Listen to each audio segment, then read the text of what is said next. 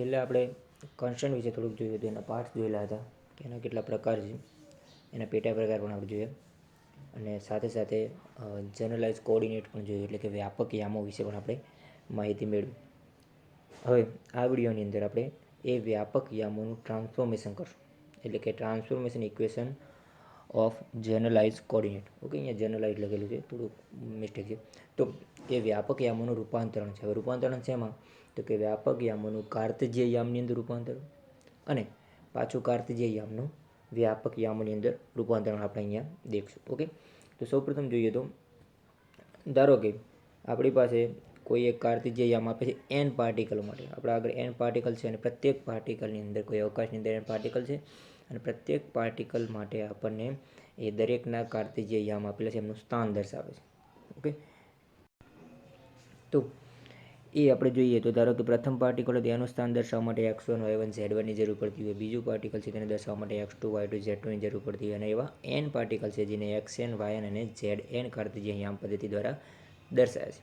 Okay, તો આપણે એમ કહી શકીએ કે એમને આ દર્શાવવા માટે યામોની કાર્તેજીય યામ પદ્ધતિની જરૂર પડે છે. હવે આ n કણોના કાર્તેજીય યામ છે અને જે સમય આધારિત છે, શેના પર ડિપેન્ડ કરે છે? સમય આધારિત, એટલે કે સમય સાથે એ બદલાતા જતા હોય છે, એવું આપણને કીધું છે.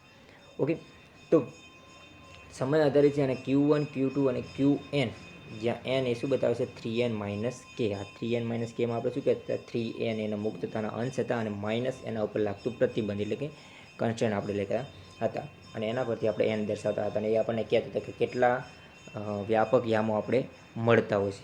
ઓકે, તો આપણને આટલા વ્યાપક યામો મળે છે જેને આપણે Q1 Q2 થી Qn સુધી દર્શાવી શકીએ છીએ. ઓકે, તો દરેકને આપણને યામ દર્શાવે છે Q1.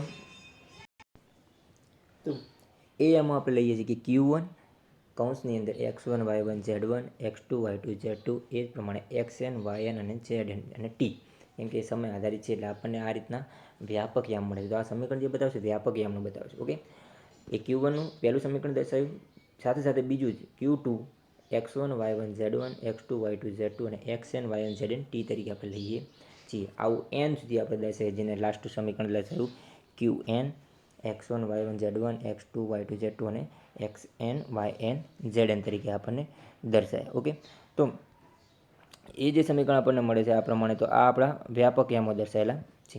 બરાબર, હવે એ વ્યાપક યામોની વાત કરીએ તો એના ઉપરથી આપણને એ સમીકરણ મળ્યું કે આ જે સમીકરણ આપણે શું કર્યું?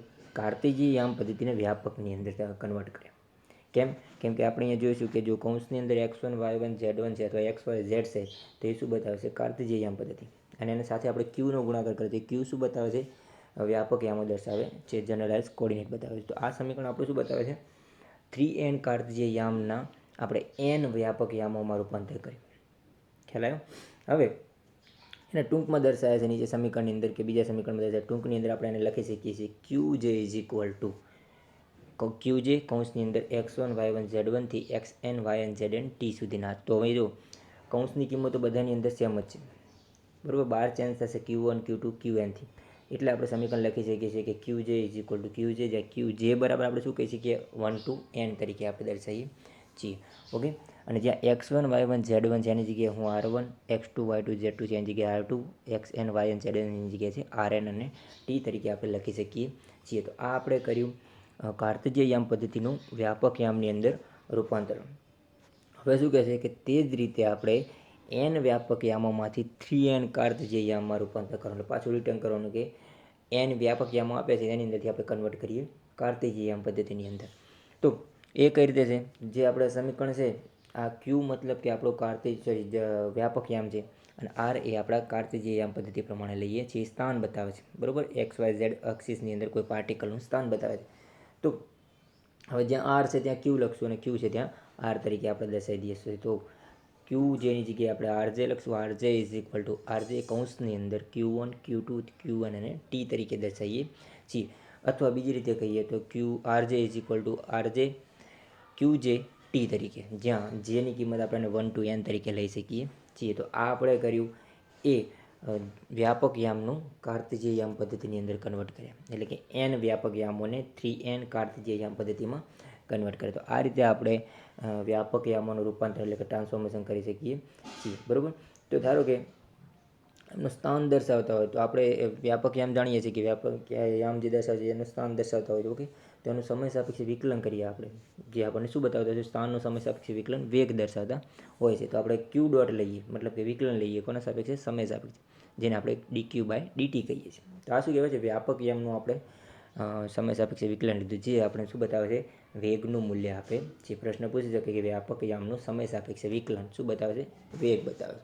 પરંતુ 2 વખત સમય સાપેક્ષે વિકલન લે તો એ શું કહેવા માગે છે, પ્રવેગ કહેવા માગે છે. ઓકે, તો n વ્યાપક યામો ધરાવતા n પરમાણીય અવકાશને આપણે કન્ફિગ્યુરેશન સ્પેસ કહેવામાં આવે છે. આ યાદ રાખજો, કન્ફિગ્યુરેશન સ્પેસ કોને કહેશું, તો n વ્યાપક યામો ધરાવતા, વ્યાપક યામો કેટલા, n વ્યાપક, અને એ પણ કેટલા, n પરમાણ્વીય અવકાશને, કેવો અવકાશ કીધું છે, 1 ડાયમેન્શન નહીં, 2 ડાયમેન્શન નહીં, પરંતુ n ડાયમેન્શન કીધું છે.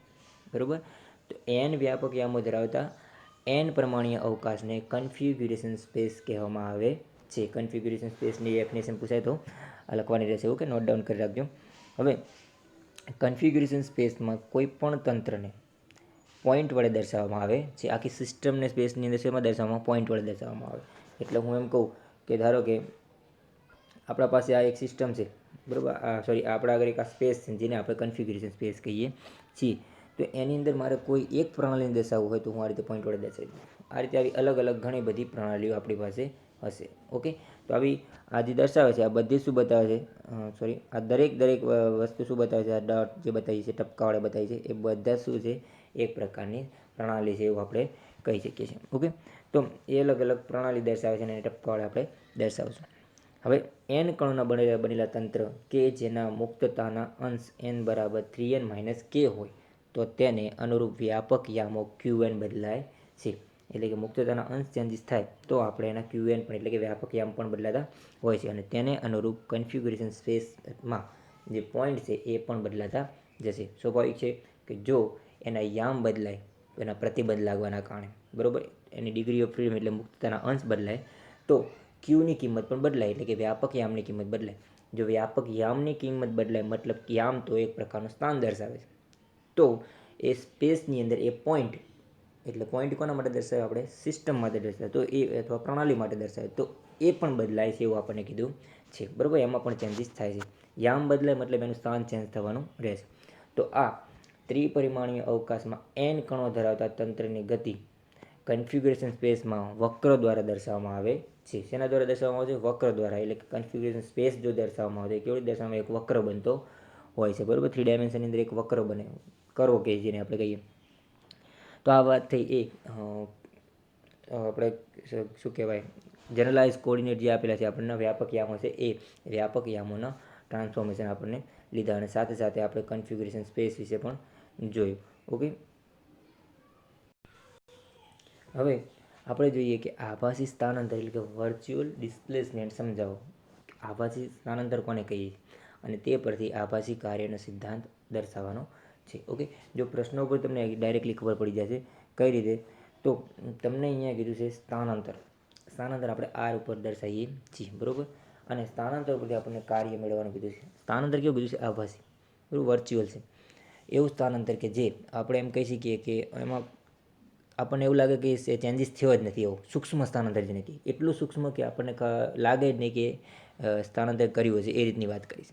બરાબર, હવે ઉદાહરણ તરીકે હું કહું કે તમે કોઈ વસ્તુ સામે દેખી રહ્યા હોય, એ વસ્તુ સ્ટેબલ હોય, પરંતુ તમે ખૂબ જ માઇક્રો સેકન્ડની અંદર દેખો તો એને થોડુંક હલનચલન કર્યું હોય, પરંતુ એ માઇક્રો સેકન્ડ તમે જોવામાં સક્ષમ નથી, એટલું હલનચલન તમે જોવામાં સક્ષમ નથી, તો એ સ્થાનાંતર આપણે શું કહીએ, એક પ્રકારનું આભાસી કહીએ. બરાબર, એ સ્થાનાંતરને આપણે શું કહીશું, આભાસી. કેમ કે આપણે એ જોવામાં સક્ષમ જ નથી, પરંતુ એને સ્થાનાંતર કર્યું છે, તો એવા સ્થાનાંતરને આપણે શું કહીએ છીએ, આભાસી સ્થાનાંતર કહીએ છીએ. હવે સ્થાનાંતર હોય, સ્થાનાંતર પરથી આપણે કાર્ય મેળવી શકીએ. કઈ રીતે, સ્થાનાંતરને ધારો કે આપણે આર વડે દર્શાવીએ તો કાર્યનું સમીકરણ શું છે, કોઈ પદાર્થ ઉપર લાગેલું બળ અને એ દિશામાં કરેલું સ્થાનાંતર. ઓકે, તો ડબલ્યુ બરાબર આપણે એફ ડોટ આર તરીકે લખતા હોઈએ. તો બસ આ રીતે આપણે સમીકરણ મેળવવાનું છે, સ્થાનાંતર દર્શાવવાનું છે અને સ્થાનાંતર ઉપરથી આપણે કાર્ય બતાવવાનું રહેશે. બરાબર, કે આભાસી સ્થાનાંતર કોને કહેશું અને તે પરથી આભાસી કાર્યનો સિદ્ધાંત.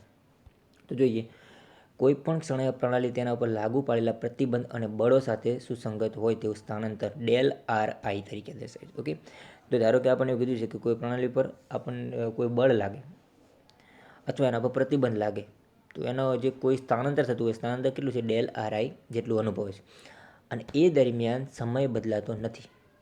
ઓકે, સમયમાં કોઈ ચેન્જીસ નથી થતો. માઇક્રો સેકન્ડની અંદર ખૂબ જ સૂક્ષ્મ સમયની વાત કરીએ, કોઈ ચેન્જીસ નથી થતો ત્યારે સ્થાનાંતર થાય છે. તો તેવા સૂક્ષ્મ સ્થાનાંતરને આપણે શું કહીએ છીએ? આભાસી સ્થાનાંતર કહીએ છીએ. ઓકે, હવે આ થઈ સ્થાનાંતરની વાત. હવે જે એના કાર્યની સિદ્ધાંત જોઈએ તો આભાસી કાર્ય કોને કહીએ છીએ?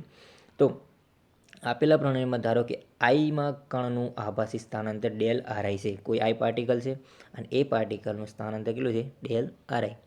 જો આપણી પ્રણાલી સંતુલનમાં હોય તો આઈમાં કણ પર લાગતું પરિણામી બળ શૂન્ય હોય છે. જો સ્ટેબલ સ્થિતિમાં આપણી સિસ્ટમ હોય કે જે પાર્ટિકલ એની ઉપર આપણે એમ કહીએ કે એ સ્ટેબલ અવસ્થામાં છે, સંતુલિત સ્થિતિમાં છે આખી સિસ્ટમ, જેની અંદર એ પાર્ટિકલ આવેલો છે, તો એના પર જે પરિણામી બળ લાગતું હશે, પરિણામી બળ કેવું હશે? શૂન્ય હશે.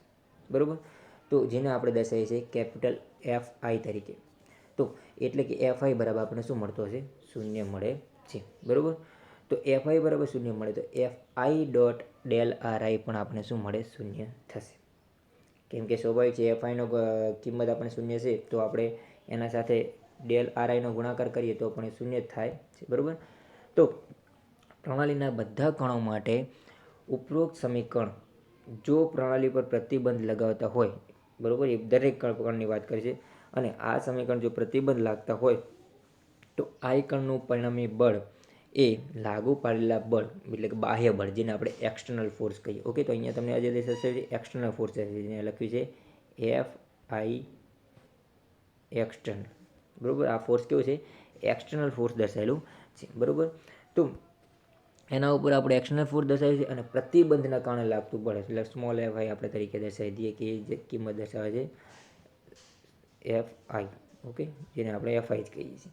એક ફોર્સ આપણને કીધું છે એક્સટર્નલ ફોર્સ, જે છે આપણું એફ આઈ એક્સટર્નલ, અને બીજું પ્રતિબંધના કારણે લાગતું બળ એફ આઈ તરીકે દર્શાવ્યું છે, અથવા એફ આઈ કોન્સ્ટન્ટ સી તરીકે આપણે લખી શકીએ છીએ, કેમ કે પ્રતિબંધના કારણે લાગે છે. ઓકે, તો આ રીતે આપણને બે બળ છે એમનો સરવાળો આપણે દર્શાવ્યો છે કે કુલ બળ જે લાગતું હશે પરિણામી બળ એ કયું કયું હશે? તો કે જે બાહ્ય બળ છે એફ આઈ એક્સટર્નલ અને પ્રતિબંધના કારણે જે બળ લાગ્યું છે એફ આઈ, એ બંનેના સરવાળા જેટલું હોય છે. તો આપણને જે કેપિટલ એફ આઈ બરાબર શું લખીએ છીએ? F i external plus F I આપણને મળે છે. ઓકે, તો એફ આઈ એ પેલું એક્સટર્નલ બાહ્ય બળ છે. ઓકે, અને પેલું છે પ્રતિબંધ બળ આપણને એટલે કે કન્સ્ટન્ટના કારણે લાગતું બળ છે. હવે જે સમીકરણ આપણને લાસ્ટમાં મળ્યું, જે સરવાળો બતાવ્યો, એ સમગ્ર પ્રણાલી માટે લઉં તો સ્વાભાવિક છે આપણે એના અંદર સમેશન એટલે કે સરવાળો કરવો પડે. તો એ આઈ પ્રણાલી માટે આપણે એનો સરવાળો સમેશન દર્શાવે છે કે sigma I F i external into del R i plus sigma I F i જે પ્રતિબંધના કારણે બળ લાગે છે એ into del R i is equal to 0 મળે. કેમ 0 મળે છે? કેમ કે આપણે શરૂઆતમાં જે સમીકરણ દર્શાવ્યું કેપિટલ એફ આઈ બરાબર 0, અને એ જ કેપિટલ એફ આઈ મતલબ આપણા સમીકરણ 2ની અંદર જે કેપિટલ એફ આઈ દર્શાવે છે એ જ. બરાબર. તો આમનો સરવાળો પણ કેવો થશે? શૂન્ય. એટલે આપણે અહીંયા સમીકરણમાં શું લખ્યું છે? એમનો કુલ સરવાળો શૂન્ય દર્શાવ્યો છે. બરાબર. પરંતુ પ્રતિબંધના બળના કારણે આપણે એમ કહીએ કે પ્રતિબંધ બળના લીધે થતું આભાસી કાર્ય શૂન્ય થશે. તો આમાંથી આપણે જોઈએ તો પ્રતિબંધ બળ કયું છે? આપણા પાસે એક જ છે, આ રહ્યું પ્રતિબંધના કારણે બળ લાગેલું છે. બરાબર. તો એના કારણે જે કાર્ય થતું હોય શૂન્ય. આ બે સમીકરણ કાર્યના છે. મેં તમને હાલ જ કીધું એફ ઇન્ટુ આર બંને દર્શાવેલા છે. ઓકે, તો બંને શું દર્શાવે છે? કાર્ય. આ જે બતાવે છે એ બાહ્ય બળના કારણે થતું કાર્ય બતાવે છે અને આ પ્રતિબંધના કારણે થતું કાર્ય બતાવે છે. ઓકે, તો આપણને એવું કીધું પરંતુ પ્રતિબંધ બળના લીધે થતું કાર્ય આપણને કેવું મળે છે? આભાસી કાર્ય શૂન્ય મળે છે. ઓકે, સ્થાનાંતર આભાસી તો કાર્ય પણ આભાસી આપણને મળે છે, તો એ શૂન્ય મળે છે. માટે sigma I F I del R I આપણને શું મળે છે? શૂન્ય થાય છે. તો આમ ઘર્ષણ બળની ગેરહાજરીમાં એટલે કે કોઈ પ્રકારનું ઘર્ષણ બળ નથી લાગતું, આપણે પ્રતિબંધ મતલબ એ જ ઘર્ષણ બળની વાત કરી. ઓકે, ગેરહાજરીમાં સંતુલિત પ્રણાલી પર લાગુ પાડેલા બળોથી થતું આભાસી કાર્ય શૂન્ય હોય છે. બરાબર. તો એ જે બતાવ્યું સમીકરણ આપણું એ કાર્યનું સમીકરણ કહેવામાં આવે છે, જેને આપણે આભાસી કાર્યનો સિદ્ધાંત કહીએ છીએ. ઓકે, પૂછાય તો આભાસી કાર્યનો સિદ્ધાંત આ રહ્યો છે કે ઘર્ષણ બળની ગેરહાજરીમાં સંતુલિત પ્રણાલીઓ પર લાગુ પાડેલા બળોથી થતું આભાસી કાર્ય શૂન્ય હોય છે. ઓકે, તો આ વાત થઈ આભાસી સ્થાનાંતર અને આભાસી કાર્યની. નેક્સ્ટમાં આપણે ડી એલેમ્બર્ટ પ્રિન્સિપલ જોઈશું. Okay, thank you.